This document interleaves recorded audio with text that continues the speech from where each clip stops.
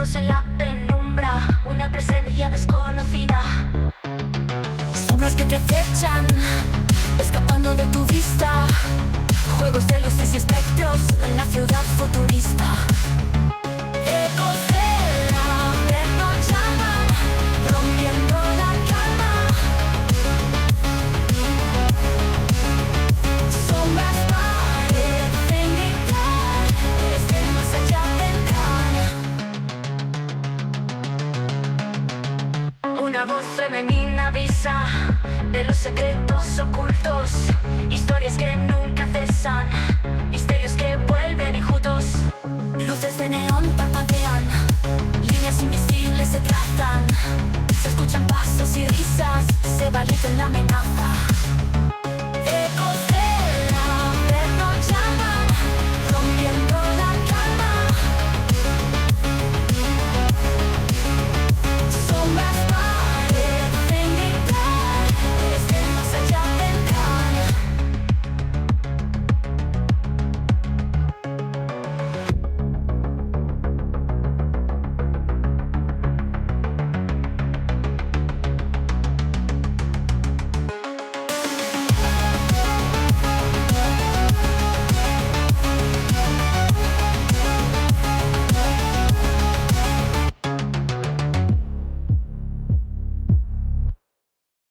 Bienvenidos, queridos amigos del misterio, a un nuevo podcast de Ecos del Averno, el lugar donde lo inexplicable y lo terrorífico cobran vida.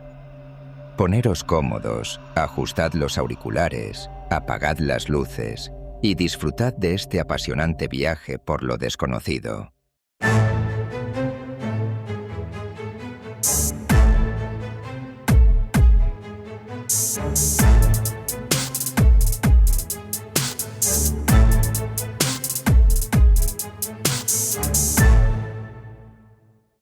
Bienvenidos, queridos acólitos del Averno, a esta nueva entrega de Ecos del Averno.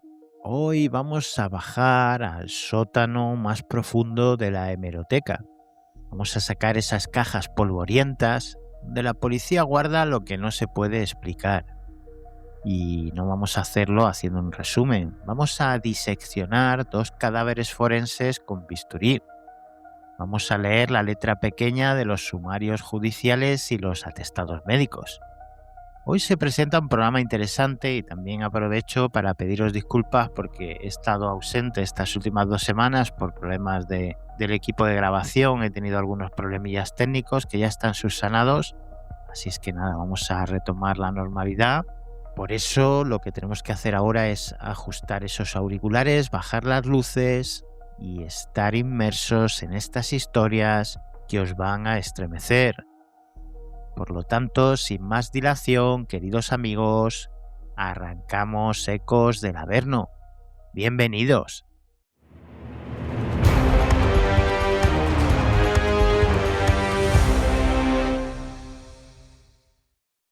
Y vamos a comenzar este programa de hoy haciendo una anatomía de un crimen imposible. Vamos a analizar a fondo, queridos amigos, el caso de Julia Wallace. Nos vamos a trasladar a Inglaterra, a la húmeda, asfixiante y neblinosa ciudad de Liverpool, concretamente al martes 20 de enero del año 1931. El escenario que os presento es el número 29 de Wolverton Street, en el humilde barrio de Anfield. Vamos a irnos a una típica casa victoriana adosada de ladrillo oscuro, pasillos estrechos y poca luz, ¿no? La típica casa inglesa de ese tipo de barrios. Y allí es donde vive William Herbert Wallace, un hombre de 52 años. Es alto, enfermizo, pálido, padece una grave dolencia renal. Trabaja como agente de cobros para la aseguradora Prudential Assurance. Su vida es un metrónomo aburrido. Su esposa, Julia Wallace, rondando los 60 años, es una mujer reservada, pianista aficionada. Ellos no han tenido hijos, tampoco tienen deudas y, que sepan, tampoco tienen enemigos. Pero los archivos de Scotland Yard guardan este expediente bajo llave porque casi un siglo después sigue siendo el crimen imposible. se podría decir que vamos a analizar el asesinato perfecto. El engranaje de toda esta pesadilla comienza 24 horas antes, concretamente el lunes 19 de enero. William Wallace asiste a su habitual partida en el Club de Ajedrez de Liverpool, que se reúne en el Central City Café. A las 19:15 horas, el teléfono del café suena. Samuel Beatty, que es el capitán del club de ajedrez, descuelga el teléfono. La voz al otro lado es grave, rasposa, confiada.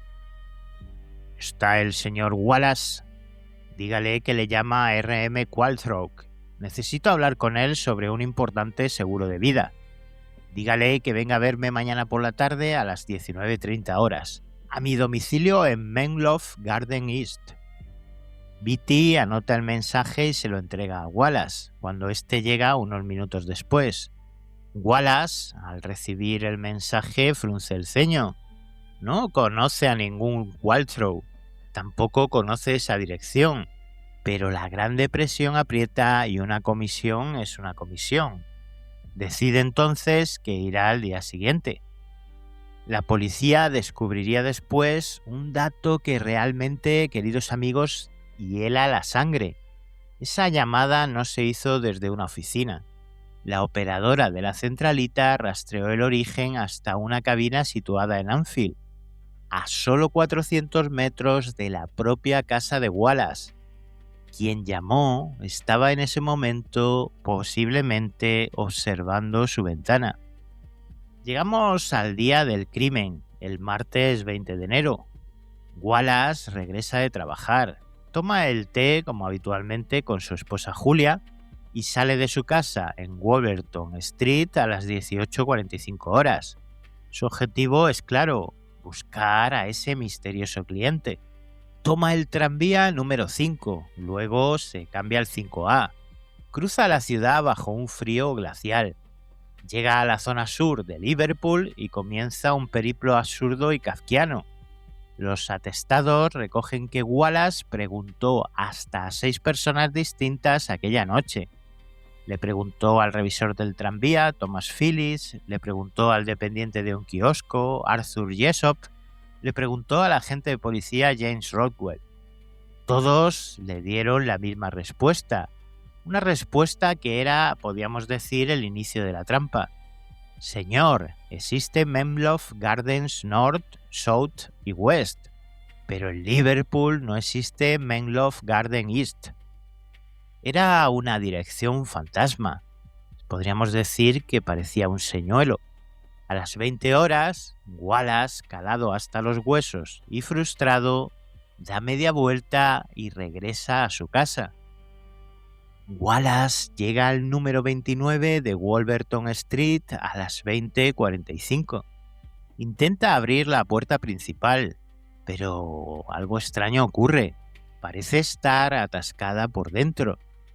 Va a la puerta trasera, que da a un oscuro callejón. También está cerrada. Sus vecinos, John y Florence Johnston, que salen por el callejón, le ven apurado y se acercan a ayudarle. De repente la puerta trasera cede suavemente. Alguien la ha desatrancado desde dentro en esos segundos. Es entonces cuando Wallace accede a la vivienda. La casa está a oscuras. Enciende el gas de las lámparas. Sube al piso de arriba. No ve nada. Baja y se dirige al pequeño salón frontal, la parlour, una habitación que solo usaban los domingos para tocar el piano. Enciende la luz y es entonces cuando lo que ven los vecinos Johnston desde el pasillo les hace gritar de auténtico terror. Julia Wallace, la mujer de William, está totalmente destrozada. Yace tendida frente a la chimenea apagada. Su cráneo ha recibido 11 golpes brutalmente salvajes asestados con una barra de hierro o un atizador que el asesino se ha llevado consigo. La violencia es totalmente dantesca. La sangre salpica en un abanico perfecto las paredes, las partituras del piano y el techo. Pero, queridos acólitos del Averno, Fijaos en la puesta en escena, digna de un psicópata frío y calculador. Debajo del cadáver masacrado de Julia, el asesino ha colocado cuidadosamente el viejo impermeable del propio William Wallace. Faltan apenas 4 libras de una caja metálica de cobros. La policía de Liverpool, bajo el mando del superintendente Hubert Moore, detiene a Wallace. Para ellos es blanco y en botella. El marido creó una coartada perfecta haciendo una llamada falsa. Mató a su mujer y simuló un robo. Pero el juicio, celebrado posteriormente en el St. George Hall, destapó una línea temporal que destrozó a la fiscalía. Repasad conmigo el reloj porque vamos a analizar lo que sucedió, esa cronología, y os aseguro que es matemática pura. 18:30 horas o 18:45 según el segundo atestado. El repartidor de leche, un chico joven de tan solo 14 años llamado Alan Close, entrega un botellín a Julia Wallace. Habla con ella en la puerta. Está viva y en perfecto estado en ese momento. 18:45 horas. Hora en la que Wallace, según los tiempos de trayecto medidos por Scotland Yard, tuvo que salir de su casa sí o sí para llegar a la parada de su tranvía. 19:06 horas. Aquí es donde múltiples testigos y el revisor certifican que William Wallace se sube al tranvía a más de 3 kilómetros de su casa. 15 minutos. Eso es lo que tenía Wallace. Si él fue el asesino, el tribunal pedía al jurado que creyera un imposible físico, porque en menos de 15 minutos, este hombre de 52 años, con un riñón destrozado, tuvo que convencer a su mujer de ir al salón que nunca usaban, desnudarse por completo o ponerse un traje protector, porque evidentemente el asesino usó el propio impermeable de Wallace para protegerse de la inmensa lluvia de sangre.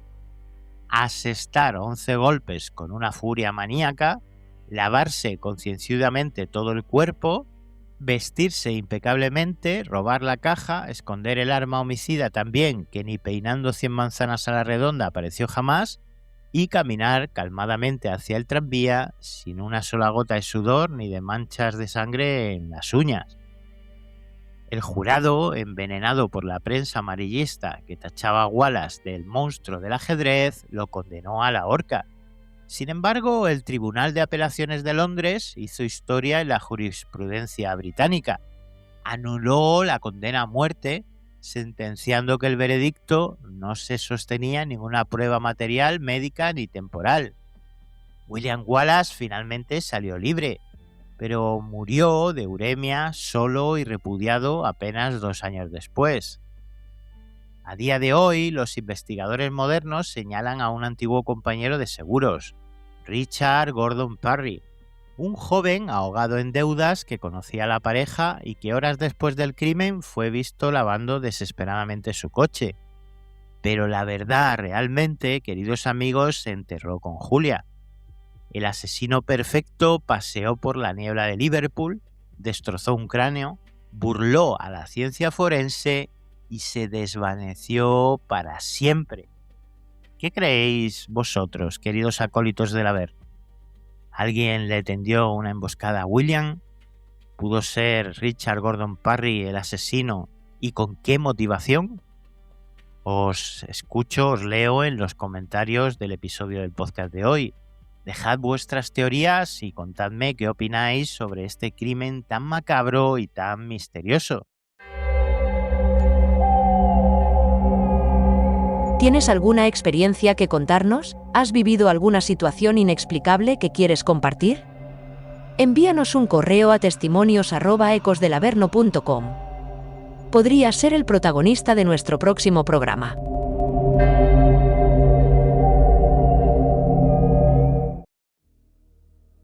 Y ahora, queridos amigos, tomad aire, porque salimos de la niebla de Liverpool y vamos a cambiar no solo de continente, sino también de década y de tipo de terror. Dejamos a esos detectives de Scotland Yard y nos vamos a meter de lleno en los laboratorios de una universidad. Existe una creencia equivocada de que la investigación paranormal es un juego de espiritistas aficionados con ouijas baratas. Pero en la década de los 70, la Universidad de California, en Los Ángeles, la mítica UCLA, una de las entidades científicas más estrictas del planeta, fundó un laboratorio de parapsicología clínica bajo el ala del Instituto de Neuropsiquiatría. Al mando de esta investigación estaba el Dr. Barry Taff y el investigador Kerry Gaynor, perfiles puramente académicos, armados con higómetros, termómetros láser, cámaras Polaroid de alta velocidad y sobre todo, y yo considero más importante, un escepticismo de hierro. Y a su mesa llegó un caso especial, el caso de psicoquinesia espontánea recurrente. El más brutal, violento e inexplicable de todo el siglo XX. El expediente real que inspiró una de las películas de terror más conocidas, como puede ser la película del Ente. Conozcamos, pues, qué dio origen a esa película y el verdadero infierno de Doris Weiser. Nos vamos a trasladar en fecha a agosto del año 1974, a Culver City, California. Vamos a viajar a una modesta casa de alquiler. Doris Weiser es una mujer de 39 años. Su historial clínico y psiquiátrico es un auténtico pozo de dolor. Esta pobre mujer ha sufrido brutales abusos físicos y sexuales desde la infancia por parte de sus padres. Eso ha tenido sus consecuencias. Es alcohólica, cría sola a 4 hijos en un ambiente de pobreza y también de tensión extrema. Cuando Doris contacta con Taff y Gaynor, su relato es tan salvaje que los investigadores creen estar ante un caso de esquizofrenia paranoide inducido por el trauma y el alcoholismo agudos que esta mujer presentaba. Doris afirma, llorando de terror, que no es que haya fantasmas en su casa, que hay cosas, 3 entidades invisibles pero inmensamente pesadas que cometen todo tipo de aberraciones, la golpean, la arrastran por los pasillos. Y yo diría, queridos amigos, que lo que es más perturbador de este caso, abusan sexualmente de ella con una brutalidad extrema en su propio dormitorio. Los científicos de la UCLA entran en la casa preparados para derivar a Doris a un psiquiátrico.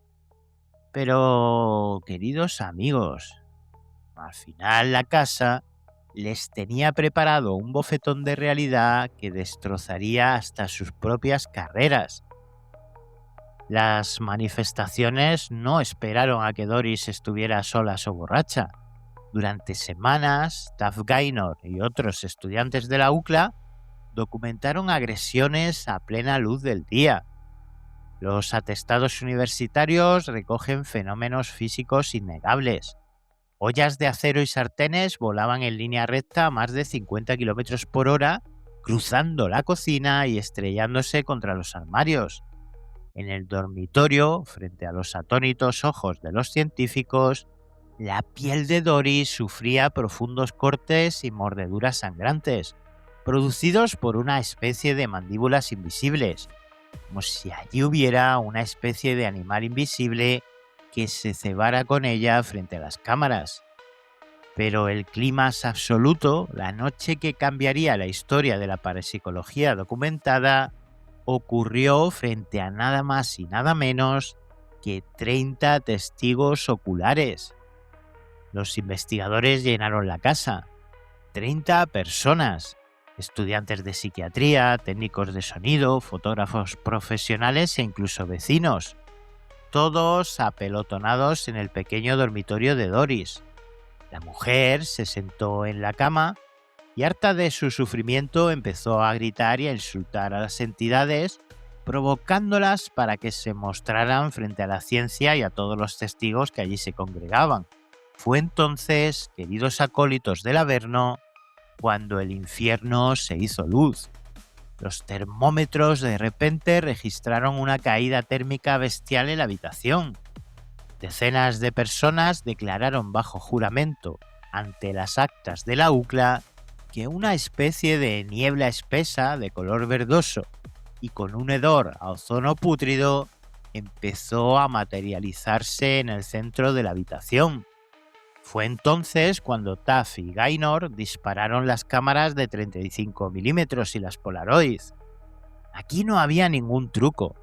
A simple vista, arcos gigantescos de luz pura, esferas fosforescentes, comenzaron a orbitar en 3 dimensiones alrededor de Doris.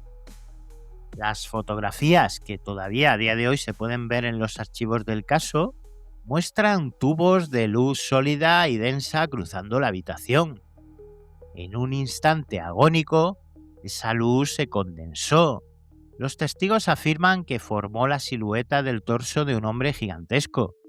Doris fue entonces agarrada por esa fuerza invisible.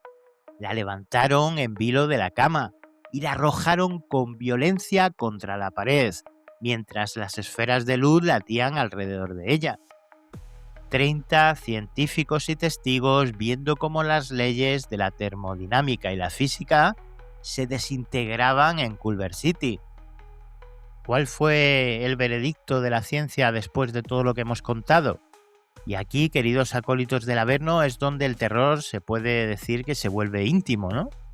El doctor Barry Taff no publicó que la casa estuviera poseída por demonios bíblicos o muertos sin descanso. La teoría académica oficial apuntó a que la misma Doris era el poltergeist. Su mente, fracturada en 1000 pedazos por años de violaciones, malos tratos y dolor absoluto, se había convertido en una batería cuántica. Quiero decir, inconscientemente el cerebro de Doris estaba acumulando toda esa energía psíquica del trauma y la estaba proyectando fuera de su cuerpo físico. Estaba, podríamos decir, que materializando a sus propios agresores. Su propio dolor cobraba vida geométrica y luz para seguir torturándola. El monstruo no venía del más allá. El monstruo habitaba en la psique destrozada de la víctima y cobraba densidad física en el propio aire. Doris Bither huyó. Se llevó a sus hijos a Texas buscando la paz. Pero la ciencia documenta que el fenómeno, el RSPK, viaja con el sujeto generador. Las luces, los ataques y los cortes continuaron. Su propia familia testificó que la entidad no la soltó hasta el año 1999, año ya en el que el cuerpo exhausto de Doris se rindió ante un paro respiratorio, llevándose al otro lado de la luz la respuesta definitiva a lo que durmió con ella tantísimas noches.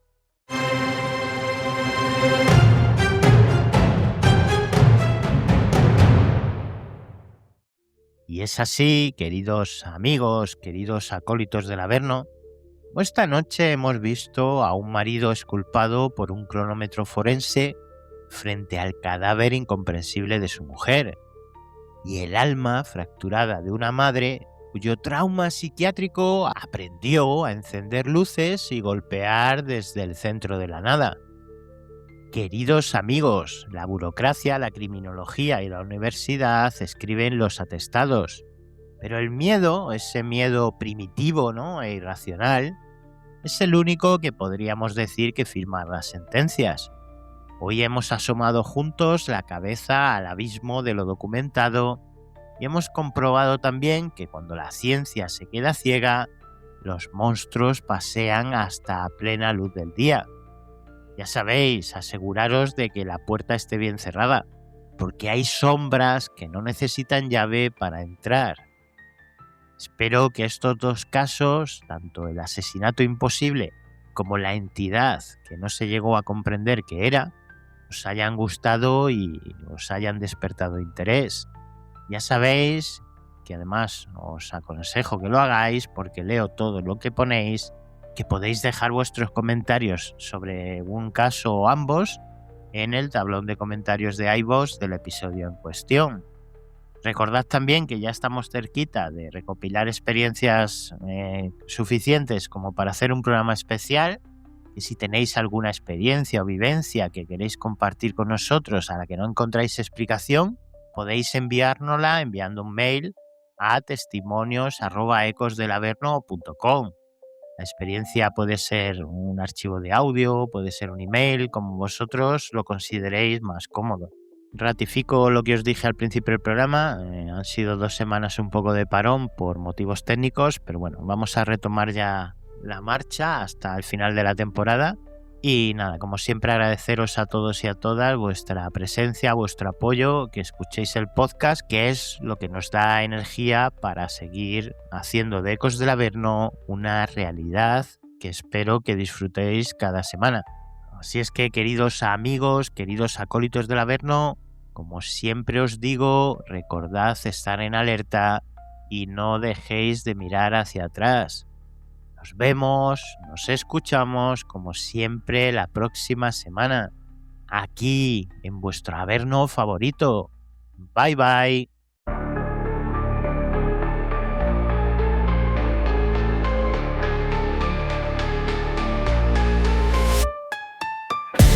En la noche fría y oscura, donde el miedo cobra vida, susurros en la penumbra, la presencia es conocida.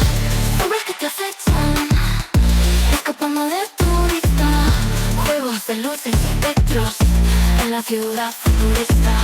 Ecos del Averno llaman, rompiendo la calma. Sombras parecen gritar, desde el más allá vendrán.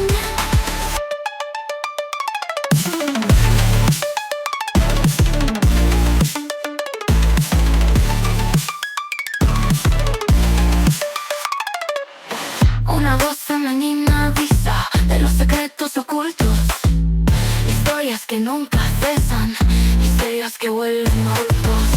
Luces de neón parpadean, líneas invisibles se trazan, se escuchan pasos libres, se valiente la amenaza. Ecos del Averno llaman, rompiendo la calma. Sombras parecen gritar, desde el más allá vendrán.